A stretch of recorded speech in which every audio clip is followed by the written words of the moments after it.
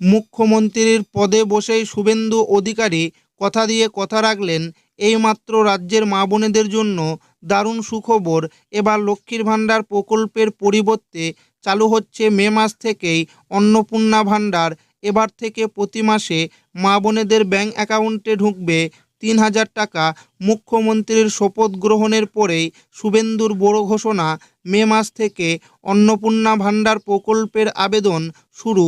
তাই অন্নপূর্ণা ভাণ্ডার প্রকল্পে প্রতি মাসে ব্যাংক অ্যাকাউন্টে ৩,০০০ টাকা পাওয়ার জন্য আপনার কি কি ডকুমেন্টস লাগবে, বয়স কত লাগবে, আবেদন করার জন্য ফর্ম কোথায় পাওয়া যাবে, আবেদন অফলাইন না অনলাইন জমা নেওয়া হবে, এছাড়াও বাড়ির প্রতিটি মহিলা কি এই প্রকল্পে আবেদন করতে পারবেন, এছাড়াও কবে থেকে আবেদন শুরু হবে, টাকা ব্যাংক অ্যাকাউন্টে কবে ঢুকবে।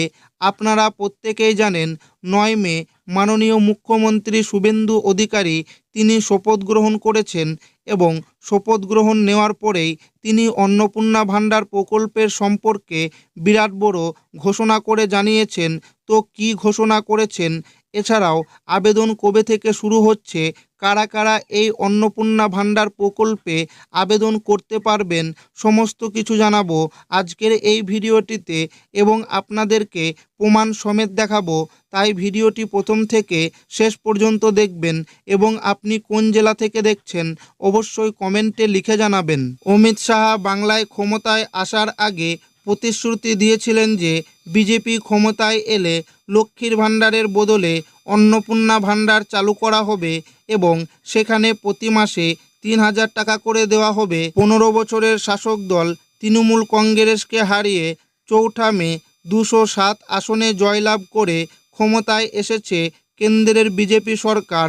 গত চৌঠা মে ছিল ভোট গণনা, রাজ্যের ভাগ্য নির্ধারণ হয়ে গিয়েছে।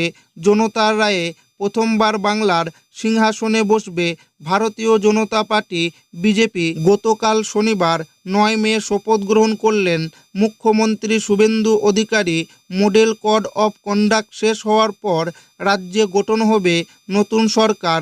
তাই বাংলার মহিলাদের মনে এখন একটাই প্রশ্ন, বিজেপির পূর্ব প্রতিশ্রুতি অনুযায়ী মহিলাদের অ্যাকাউন্টে লক্ষ্মীর ভাণ্ডারের পরিবর্তে অন্নপূর্ণা ভাণ্ডার দ্বিগুণ ৩,০০০ টাকা কবে দেবে। জানা যাচ্ছে অন্নপূর্ণা ভাণ্ডারের ফর্ম ফিল আপ মে মাসে শুরু হতে পারে।